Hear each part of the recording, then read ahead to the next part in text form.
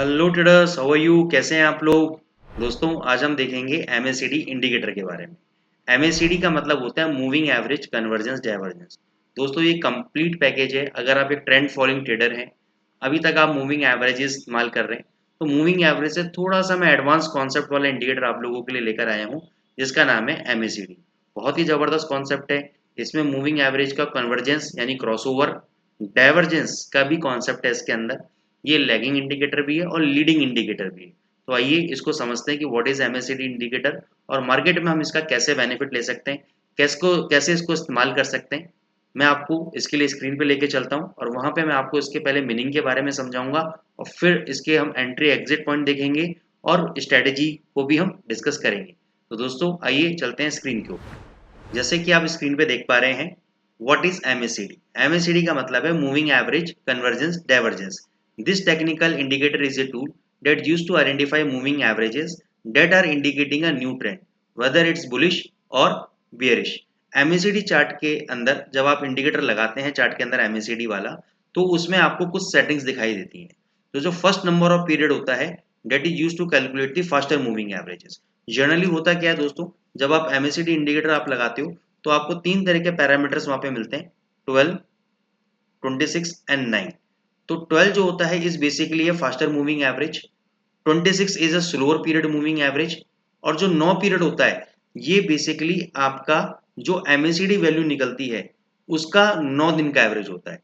अब ये MACD value क्या होती है? देखो, एमएसीडी वैल्यू होती है आपकी MACD is equal to difference between the 12 period and 26 period exponential moving average.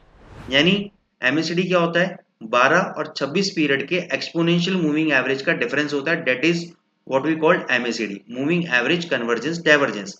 अब ये जो एमएसीडी की वैल्यू है, हर दिन इसकी वैल्यू चेंज होती रहती है।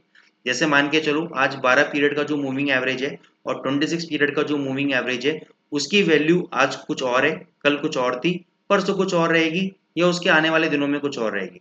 तो ऐसे ही पिछले 9 दिन का जो एमएसीडी निकलेगा वो अलग अलग निकलेगा। उनको हम ऐड करेंगे लास्ट 9 डेज के एमएसीडी को, उसका एक एवरेज निकालेंगे।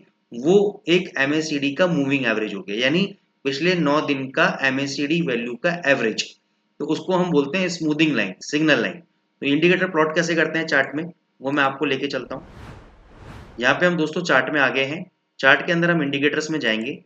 इंडिकेटर्स में लिखेंगे MACD, moving average convergence divergence. इस इंडिकेटर को हमने प्लॉट किया। इसकी सेटिंग्स में चलते हैं।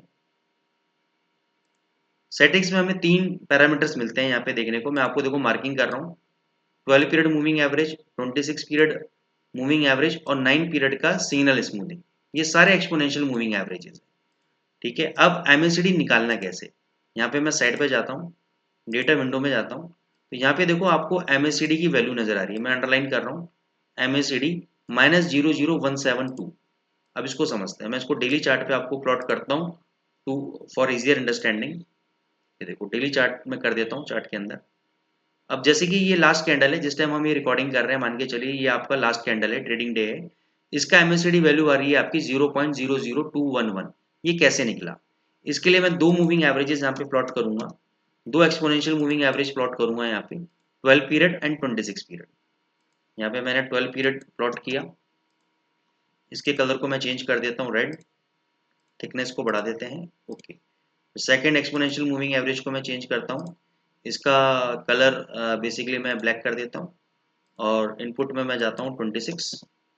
इसके कलर को हम ग्रीन कर देते हैं।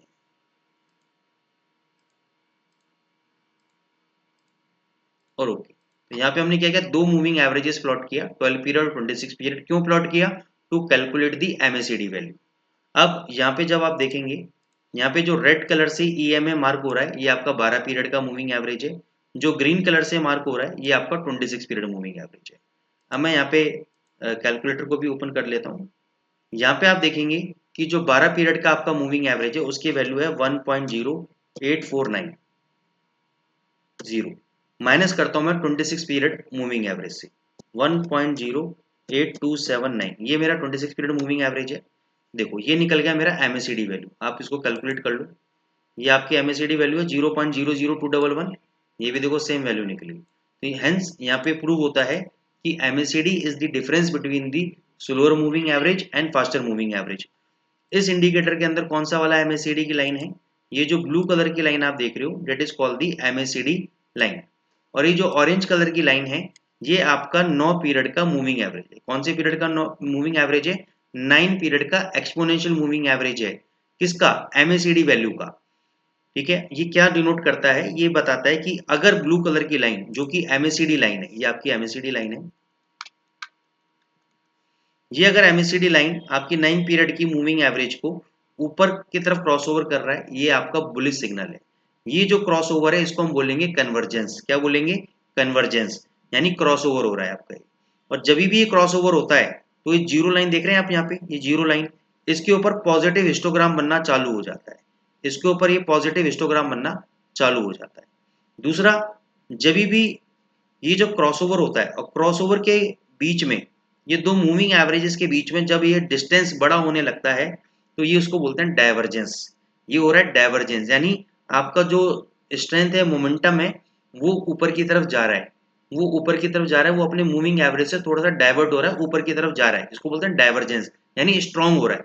जितना ज्यादा MACD और मूविंग एवरेज के बीच में गैप रहेगा उतना ही स्ट्रांग आपका मोमेंटम होगा। ठीक है, तो ये हो गया दोस्तों आपका MACD इंडिकेटर। आई होप आपको समझ में आया होगा कि MACD इंडिकेटर क्या है। अब इसको ट्रीट करना कैसे, इसके बेसिक रूल्स क्या है?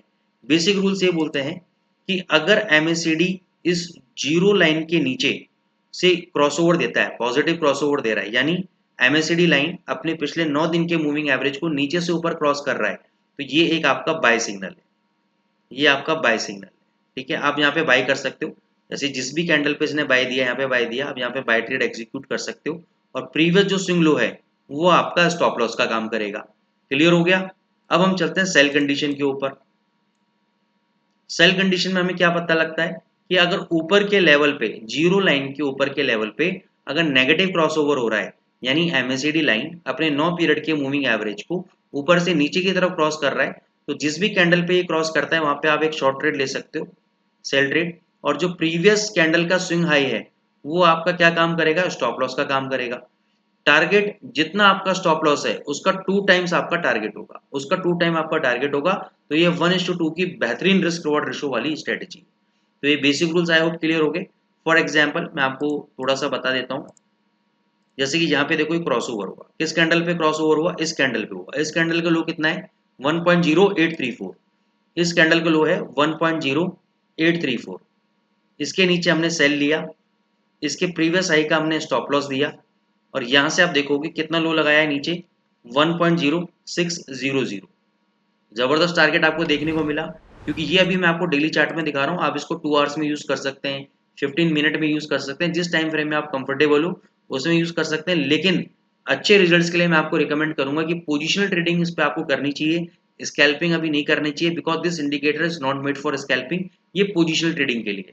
तो यहाँ पे 2 घंटे का चार्ट आप कम से कम इस्तेमाल करें पोजिशनल ट्रेडिंग के लिए। अगर आपको 15 मिनट में भी पोजिशन ट्रेडिंग करनी है तो उसके लिए भी मैं आपको एक स्ट्रेटेजी बताऊंगा। फिर आप देखो, यहाँ पे इसने पॉजिटिव क्रॉसओवर दिया, किस कैंडल के ऊपर दिया इसने? इस कैंडल के ऊपर दिया। इस कैंडल का हाई कितना है? 740, 1.0740, और लो कितना है? 600 यहाँ पे।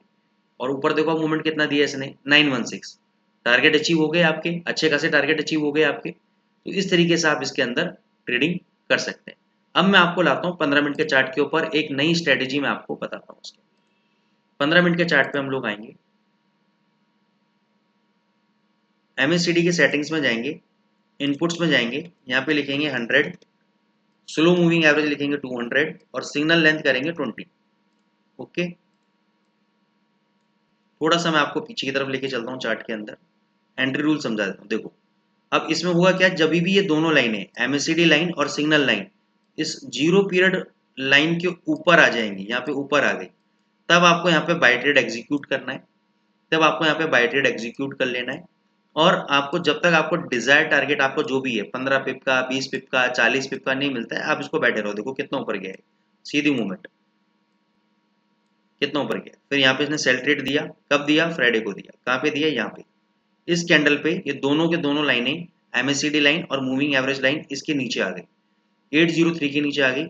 यहाँ पे अभी हमारी शॉर्ट पोजीशन चल रही है, कोई भी पुल बैक आएगा हम शॉर्ट पोजीशन लेंगे। अब मान के चलो ये वापस आपकी दोनों लाइनें जीरो लाइन के ऊपर आ जाती है, तो अगर हमने यहाँ पे सेल किया है, इस एरिया में अगर हमने सेल किया है यहाँ पे, तो यहाँ पे हम अपना स्टॉप लॉस हिट करके बाहर आ जाएंगे और यहाँ से डबल क्वांटिटी से हम अपनी पोजीशन को बाय में ले लेंगे।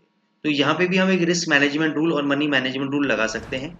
लेकिन अगर आपको सीखना है रिस्क मैनेजमेंट और मनी मैनेजमेंट कैसे लगाएं, तो आप हमारे एक्सएम के अंदर वेबिनार्स होते हैं, हिंदी में होते हैं, डेली बेसिस पे होते हैं। वेबसाइट पे जब आप जाएंगे, रिसर्च एंड एजुकेशन के अंदर जाएंगे, तो वहाँ पे आपको फॉरेक्स एंड सेफ्टी वेबिनार्स मिलेंगे। वहाँ पे आप हिंदी वाले वेबिनार्स को फाइंड आउट करें और आप हमारे हिंदी वाले वेबिनार्स में रजिस्टर्ड करें।